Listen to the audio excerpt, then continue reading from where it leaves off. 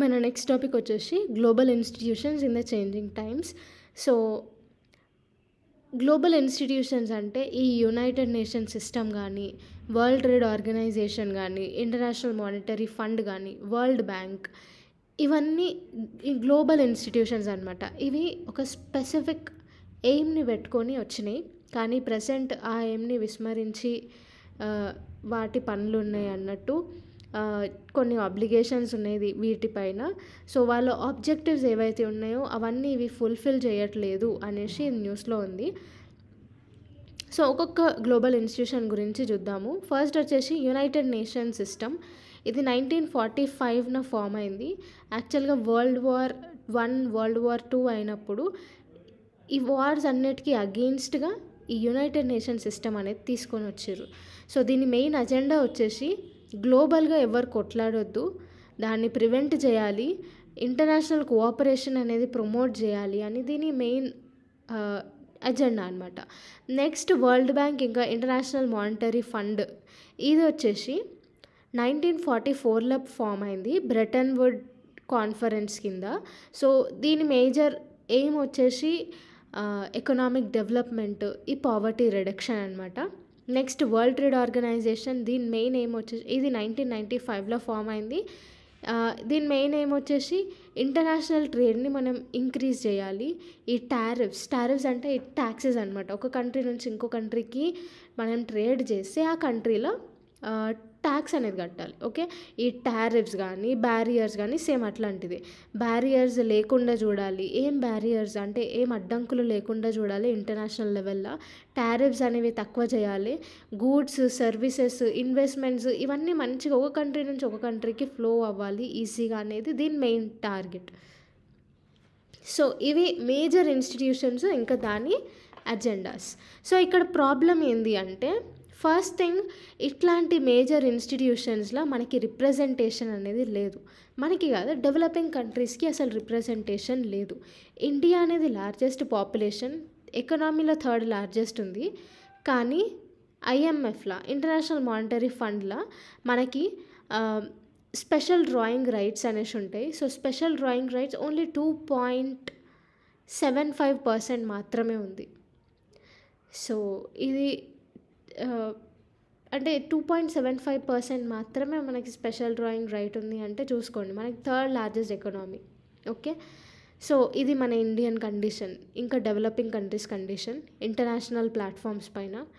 Next ఈ G20, G7, bricks, ఇవన్నిటికీ alternative forms అనేవి ఇంక్రీజ్ అవుతున్నాయి. ఎందుకు అంటే ఇవి దాని ఎజెండాని, అంటే ఇది మనము ఇక్కడ ఇంటర్నేషనల్ కోఆపరేషన్ అని చూసుకున్నాం కదా. సో ఇవన్నీ సరిగ్గా పని చేయక ఇట్లాంటి ఆల్టర్నేటివ్ ఫారమ్స్ అనేవి డెవలప్ అవుతున్నాయి. ఈ G20 కానీ, G7 కానీ, బ్రిక్స్ కానీ వీటికి examples. So bricks countries example చూసుకుంటే, బ్రిక్స్ కంట్రీస్ ఆల్టర్నేటివ్గా ఒక బ్యాంక్ని డెవలప్ చేసినాయి. ఆ బ్యాంక్ పేరు న్యూ డెవలప్మెంట్ బ్యాంక్. ఈ న్యూ డెవలప్మెంట్ బ్యాంక్ అనేది వరల్డ్ బ్యాంక్కి ఆల్టర్నేటివ్గా వచ్చింది. అసలు ఎందుకు ఆల్టర్నేటివ్గా వచ్చింది? ఎందుకు అంటే డెవలపింగ్ కంట్రీస్కి మంచి ప్లాట్ఫామ్ లేక ఈ వరల్డ్ బ్యాంక్ డెవలపింగ్ కంట్రీస్కి సరిగ్గా సపోర్ట్ ఇవ్వలేక, సో ఈ ప్రాబ్లమ్స్ వల్ల మనకి ఆల్టర్నేటివ్ ఇంకా ఈ గ్రూపింగ్ సిస్టమ్ అనేది ఫామ్ అయిపోయింది. ఆ గ్రూపింగ్ సిస్టమ్ ఫార్మేషన్లో భాగంగానే ఈ G20, G7, BRICS nations, SCO ఇట్లాంటివన్నీ ఫామ్ అయినాయి. క్వాడ్ కూడా దీని రూపంలో. ఓకే, సో నెక్స్ట్ ఇంకొకటి ఏంటి అంటే వీటో పవర్స్. అంటే ఇట్లాంటి మేజర్ ప్లాట్ఫామ్స్ పైన వీటో పవర్ అంటే వీళ్ళకి డెసిషన్ని చేంజ్ చేసే లేకపోతే డెసిషన్ తీసుకునే పవర్ ఉంటుంది అనమాట.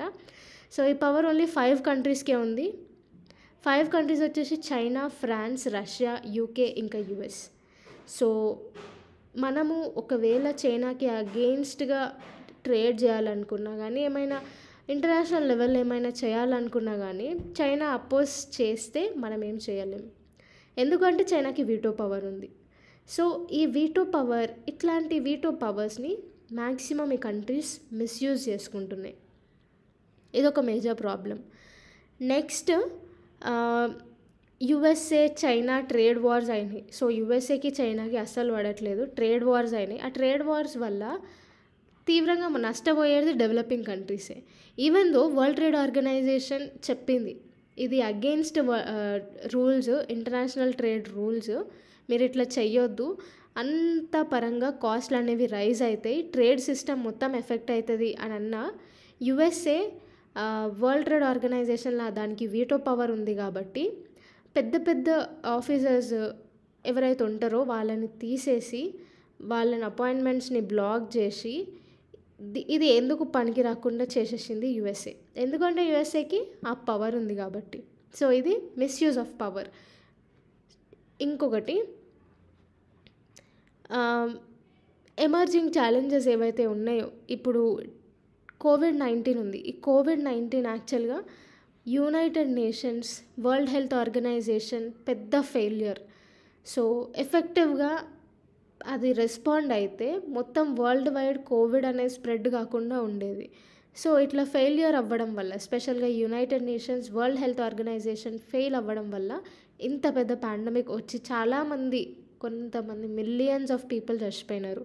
సో ఎఫెక్టివ్ రెస్పాన్సిబిలిటీ అనేది లేదు ఇప్పుడు ప్రజెంట్ సిచ్యువేషన్లో. సో అట్లా ఇవన్నీ పనిచేస్తున్నాయి. అండ్ ఇంకొకటి, ఇది అగెయిన్స్ట్ గ్లోబలైజేషన్ వెళ్ళిపోతుంది. జాబ్ లేకుండా అన్ఎంప్లాయ్మెంట్ అనేది చాలా పెరిగిపోతుంది, ఇన్కమ్ ఇన్ఈక్వాలిటీ అనేది చాలా పెరిగిపోతుంది. సో అసలు ఇట్లాంటి గ్లోబల్ ఇన్స్టిట్యూషన్సే ఇట్లాంటి ప్రాబ్లమ్స్ అన్నీ రెడ్యూస్ చేయడానికి ఉన్నాయి, కానీ ఇవన్నీ ఇప్పుడు ఉండి వేస్ట్. అందుకే ఈ ఆల్టర్నేటివ్ గ్రూప్స్ అనేవి ఫామ్ అయినాయి అనమాట. వే ఫార్వర్డ్ వచ్చేస్తే, first thing United nations security council ఏదైతే ఉందో అది మళ్ళీ రీకాన్స్టిట్యూషన్ చేయాలి. ఎమర్జింగ్ పవర్స్, మన ఇండియా లాంటి కంట్రీస్కి రిప్రజెంటేషన్ అనేది ఉండాలి. పర్మనెంట్ మెంబర్షిప్ అనేది ఎక్స్పాండ్ చేయాలి. నెక్స్ట్ ఫినాన్సింగ్ అనేది ఇంక్రీజ్ చేయాలి.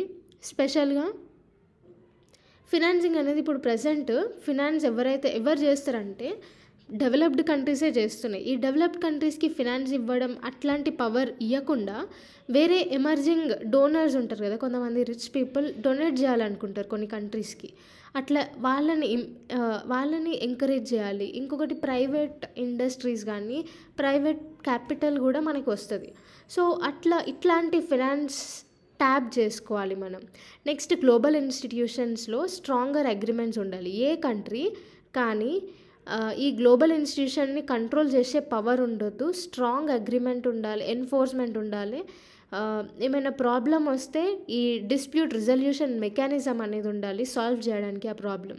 ఫర్ ఎగ్జాంపుల్ మనకి ఆల్రెడీ ఈ UNCLOS అనేది ఉంది, united nation convention on law of sea అని.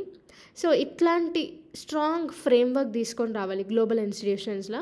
నెక్స్ట్ టెక్నాలజీ యూసేజ్ చేయాలి. For suppose artificial intelligence, satellite monitoring, digital data collection, ఇవన్నీ ఇంప్రూవ్ చేయాలి. హ్యూమన్ రైట్స్ని పెంచాలి, ఇంకా క్లైమేట్ని ప్రొటెక్ట్ చేయాలి. సో ఇవన్నీ హ్యూమన్ రైట్స్ ప్రొటెక్షన్ కానీ క్లైమేట్ని ప్రొటెక్ట్ చేయడానికి కానీ AI టూల్స్ని మనం ఎక్కువ వాడాలి, టెక్నాలజీని యూజ్ చేయాలి. నెక్స్ట్ గ్లోబల్ ఫైనాన్షియల్ సిస్టమ్ అనేది న్యూట్రల్గా ఉండాలి. ఓన్లీ డెవలప్ కంట్రీస్ పైన టోటల్గా డిపెండ్ కాకుండా ప్రైవేట్ ఇన్వెస్ట్మెంట్స్ అనేవి మనం ఎంకరేజ్ చేయాలి. రిప్రజెంటేషన్ న్యూట్రల్గా ఉండాలి. అందరికీ మెంబర్షిప్, ఈక్వల్ మెంబర్షిప్ అనేది ఉండాలి.